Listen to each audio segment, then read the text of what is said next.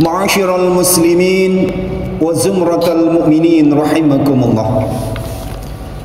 Kehidupan manusia adalah sebuah perjalanan yang sangat panjang. Setiap manusia akan menjalani rihlatul insan, yaitu perjalanan hidup manusia, di mana manusia akan melalui tahapan demi tahapan kehidupan sesuai dengan rencana dan ketetapan Allah Subhanahu wa taala untuk semua makhluk yang bernama manusia tanpa terkecuali. Keberadaan manusia di dunia ini berawal dari tiada lalu menjadi ada dan kemudian ditiadakan lagi. Setelah itu manusia akan terus menjalani rihlahnya di alam dan waktu yang berbeda. Allah Subhanahu wa taala berfirman di dalam Al-Qur'an surah Al-Baqarah ayat 28. Kaifa takfuruna billahi wa kuntum amwatan fa ahyaakum thumma yumitukum thumma yuhyikum thumma ilaihi turja'un. Mengapa kamu kafir kepada Allah padahal kamu tadinya mati, lalu Allah menghidupkan kamu, kemudian kamu dimatikan dan dihidupkan kembali, kemudian kepada Allah lah kamu akan dikembalikan. Rihlah atau perjalanan manusia berawal dari alam arwah, kemudian alam rahim, alam dunia, alam barzakh, sampai pada alam akhirat yang berujung pada tempat terakhir bagi manusia, yaitu surga atau neraka.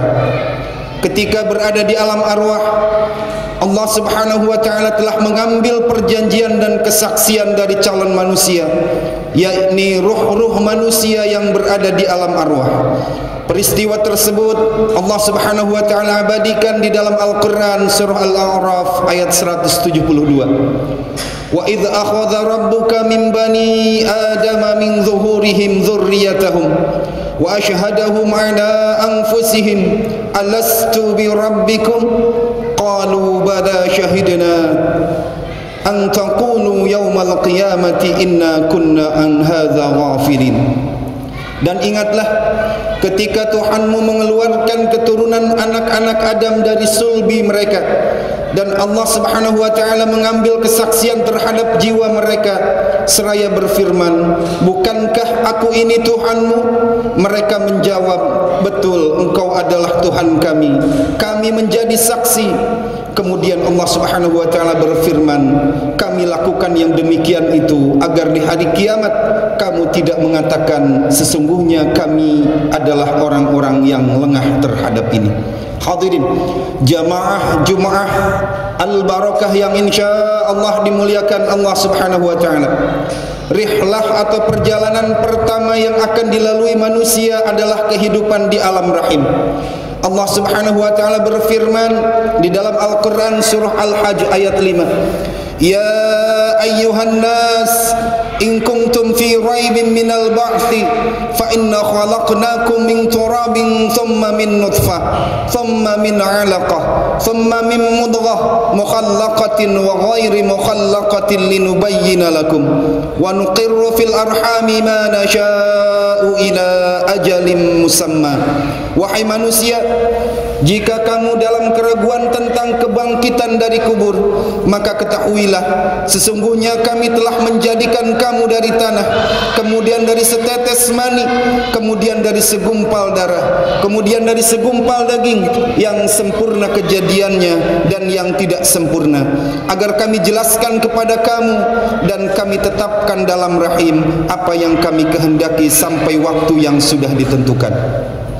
Rasulullah Muhammad sallallahu alaihi wasallam bersabda, sesungguhnya seseorang manusia dikumpulkan penciptaannya di perut ibunya 40 hari nutfah yaitu air mani, kemudian alaqah yaitu segumpal darah selama hari yang sama, kemudian mudghah yaitu segumpal daging selama hari yang sama, kemudian diutus baginya malaikat untuk meniupkan ruh dan ditetapkanlah 4 hal, yaitu ketetapan rezeki, ajal, amal, dan sengsara atau bahagia. Hadis riwayat Bukhari dan Muslim. Hadirin jamaah Jumaah yang insya Allah dimuliakan Allah Subhanahu wa taala. Rihlah atau perjalanan berikutnya adalah alam dunia. Setiap manusia yang lahir ke dunia ini dilahirkan secara fitrah, yang berarti telah memiliki nilai keimanan kepada Allah Subhanahu wa taala.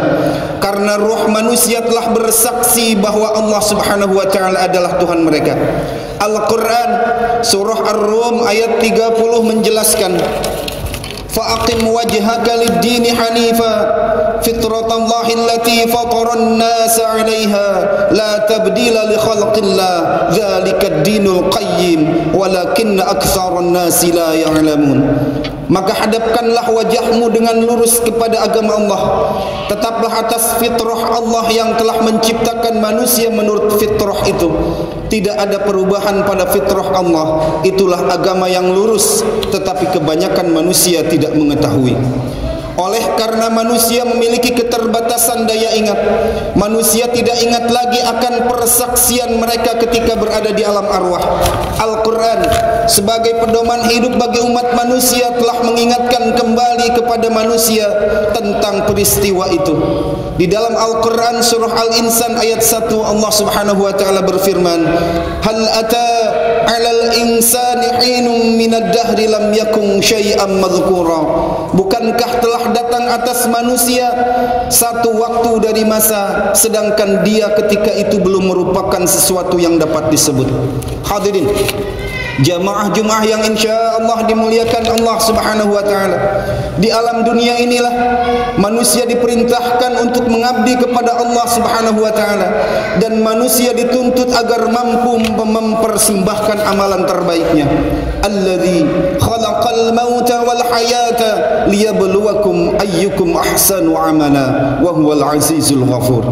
Allah lah yang telah menjadikan mati dan hidup supaya Dia menguji kamu siapa di antara kamu yang lebih baik amalnya, dan Dialah Allah Subhanahu wa taala yang Maha Perkasa lagi Maha Pengampun. Quran surah Al-Mulk ayat 2. Dunia adalah ladang subur untuk tempat bercocok tanam amal kebaikan yang hasilnya kelak akan dipanen pada kehidupan berikutnya. May yazra'il khaira yahsudus salamah wa may yazra'il syarra yahsudun nadamah. Barang siapa yang menanam kebaikan akan menuai keselamatan, dan barang siapa yang menanam keburukan akan memanen kesedihan. Dunia bukanlah merupakan tempat untuk bersenang-senang memperturutkan hawa nafsu yang tiada akan pernah berujung. Dunia bukanlah tempat bermewah-mewahan memanjakan diri dengan bermegah-megahan. Rasulullah sallallahu alaihi wasallam telah memberikan contoh kepada umatnya tentang bagaimana manusia harus hidup di dunia ini. Ibnu Mas'ud menceritakan bahawa Rasulullah sallallahu alaihi wasallam di saat beliau tidur hanya beralaskan sehelai tikar. Ketika bangun ada bekas tikar di tubuh beliau. Maka Ibnu Mas'ud bertanya, "Wahai Rasulullah, bagaimana jika aku sediakan kasur untukmu?" Rasulullah sallallahu alaihi wasallam menjawab, "Untuk apa kesenangan dunia ini? Hidupku di dunia ini hanya seperti seorang pengendara yang berteduh di bawah pohon kemudian pergi dan meninggalkannya." Hadis riwayat Tirmidzi. Maka manusia yang bijak adalah manusia yang senantiasa sadar bahawa detik-detik dalam hidupnya sangatlah berharga, karena kehidupan di dunia ini sangatlah terbatas dengan waktu, sehingga detik-detik di dalam hidupnya harus menjadi karya nyata dan amal soleh. Hadirin jamaah Jumat yang insyaallah dimuliakan Allah Subhanahu wa taala. Perjalanan hidup manusia di dunia akan berakhir dengan kematian. Mau ataupun tidak mau, suka ataupun tidak suka, semua manusia tanpa terkecuali akan mati. Semua akan meninggalkan dunia yang fana ini. Semuanya akan meninggalkan segala sesuatu yang telah dikumpulkannya. Semua yang dikumpulkan oleh manusia tidak akan berguna di hari akhir, kecuali amal soleh berupa sedekah yang mengalir, ilmu yang bermanfaat, anak yang soleh dan solihah. Itulah teman sejati manusia nanti di alam barzakh.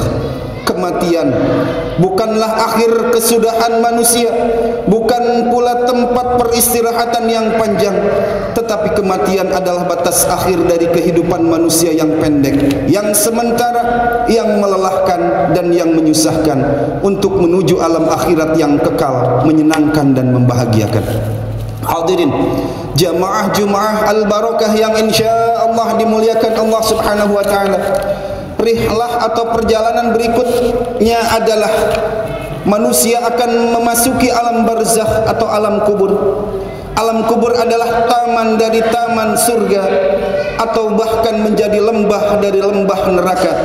Manusia akan mengetahui nasibnya ketika mereka berada di alam barzakh, apakah nantinya termasuk ahli surga atau ahli neraka. Jika akan menjadi penghuni surga, maka dibukakan baginya pintu surga setiap pagi dan sore. Hawa sejuk surga akan ia rasakan. Sebaliknya, jika ia akan menjadi penghuni neraka, pintu neraka pun akan dibukakan untuknya setiap pagi dan sore, dan ia akan merasakan hawa panasnya neraka. Surah Al-Mu'minun ayat 99 dan 100 menggambarkan kepada manusia tentang alam barzakh. Hatta idza jaa ahaduhumul maut qala rabbirji'un la'alli a'malu salihan fima tarak kalla innaha kalimatun huwa qailuha wa min waraihim barzakhun ila yaumi yub'atsun. Hingga apabila datang kematian kepada seseorang dari mereka, dia berkata, "Ya Tuhanku, kembalikanlah aku ke dunia agar aku berbuat amal yang soleh terhadap yang telah aku tinggalkan." Sekali-kali tidak. Sesungguhnya itu adalah perkataan yang diucapkannya saja, dan di hadapan mereka ada dinding sampai hari mereka dibangkitkan. Hadirin jamaah Jumat yang insya Allah dimuliakan Allah Subhanahu wa taala. Rihlah atau perjalanan manusia berikutnya adalah kehidupan di alam akhirat dengan segala rinciannya. Alam akhirat didahului dengan terjadinya kiamat, yaitu kerusakan total seluruh alam semesta kecuali sesuatu yang dikehendaki Allah Subhanahu wa taala. Peristiwa selanjutnya adalah mahsyar, di mana seluruh manusia dari mulai zaman Nabi Adam alaihi salam sampai manusia akhir zaman dikumpulkan dalam satu tempat. Ketika itu matahari sangat dekat jaraknya, sehingga mengalirlah keringat dari tubuh manusia sesuai dengan amal perbuatannya. Ada yang sampai pergelangan kaki, ada yang sampai lutut, ada yang sampai pusar, dan bahkan ada pula yang sampai dada. Bahkan banyak yang tenggelam dengan keringatnya sendiri. Dalam kondisi yang berat ini, manusia berbondong-bondong mendatangi para nabi untuk meminta pertolongan dari kesulitan yang maha berat saat itu.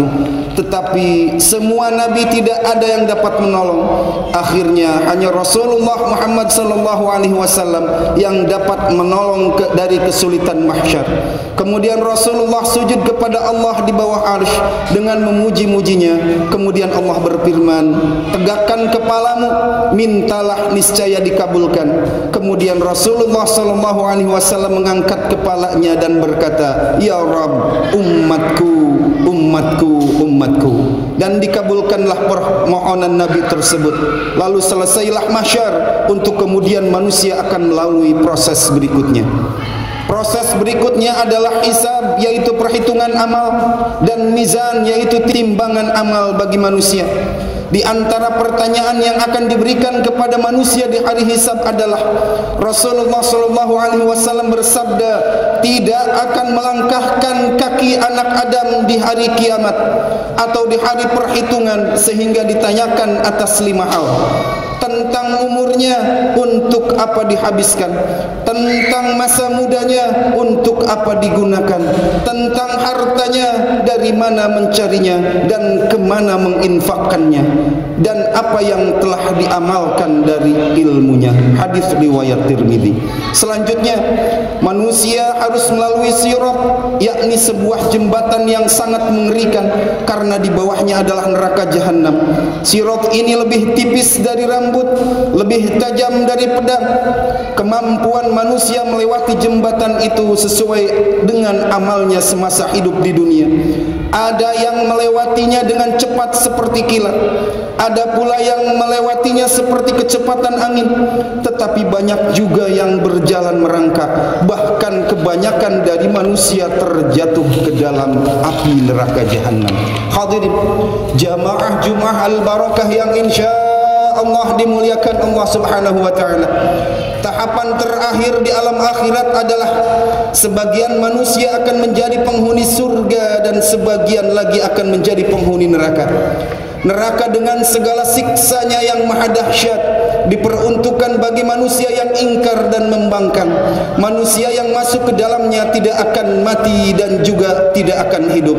Tsumma la yamutu fiha wa la yahya. Quran surah Al-A'la ayat 13. Tidak mati, karena jika mati manusia tidak akan bisa merasakan dahsyatnya siksa neraka sebagai balasan atas amal perbuatannya sewaktu di dunia. Dan tidak pula hidup karena akibat merasakan siksa dan penderitaan yang amat sangat di neraka. Di dalam Al-Quran surah An-Nisa ayat 56, Allah subhanahu wa ta'ala menggambarkan tentang bagaimana pedih dan dahsyatnya siksa neraka. Innal ladzina kafaru bi ayatina sawfa nuslihim nara kullama nadijat juluduhum baddalnahum juludan ghairaha liyadhuqul adzab innallaha kana azizan hakima. Sesungguhnya orang-orang yang kafir kepada ayat-ayat kami, kelak kami akan masukkan mereka ke dalam neraka. Setiap kali kulit mereka hangus, kami ganti kulit mereka dengan kulit yang lain, supaya mereka merasakan azab. Sesungguhnya Allah yang maha perkasa lagi maha bijaksana. Sedangkan surga dengan segala kenikmatannya diperuntukkan bagi manusia yang beriman dan beramal soleh ketika hidup di dunia. Surga dengan berbagai macam keistimewaan di dalamnya adalah puncak dari rahmat Allah Subhanahu wa taala. Rasulullah sallallahu alaihi wasallam bersabda, sesungguhnya Allah Subhanahu wa taala memiliki 100 rahmat. Diturunkan ke dunia satu rahmat untuk jin, manusia dan binatang. Dengan satu rahmat itu mereka saling simpati dan kasih sayang, dan dengan satu rahmat itu pula binatang buas menyayangi anaknya. Dan Allah Subhanahu wa taala menyimpan 99 rahmat bagi hambanya di hari akhir atau di hari kiamat kelak. Muttafaqun alaih. Hadirin jamaah Jumat yang insyaallah dimuliakan Allah Subhanahu wa taala, perjalanan kita masihlah jauh dan panjang. Oleh karena itu marilah persiapkan diri kita, perbanyak amal kebajikan untuk bekal menempuh perjalanan kita yang masih jauh dan panjang. Semoga Allah Subhanahu wa taala selalu dan senantiasa memberikan hidayah, inayah dan taufiknya kepada kita semua. Amin ya Allah ya rabbal alamin. Barakallahu li wa lakum fil Qur'anil azim wa nafa'ani wa iyyakum minal ayati wa dzikril hakim wa taqabbalallahu minni wa minkum tilawatah innahu huwas samiul alim. Aqulu qali hadza wastaghfirullahal azim li wa lakum wa lisairil muslimina min kulli dhanbin fastaghfiruhu innahu huwal ghafurur rahim.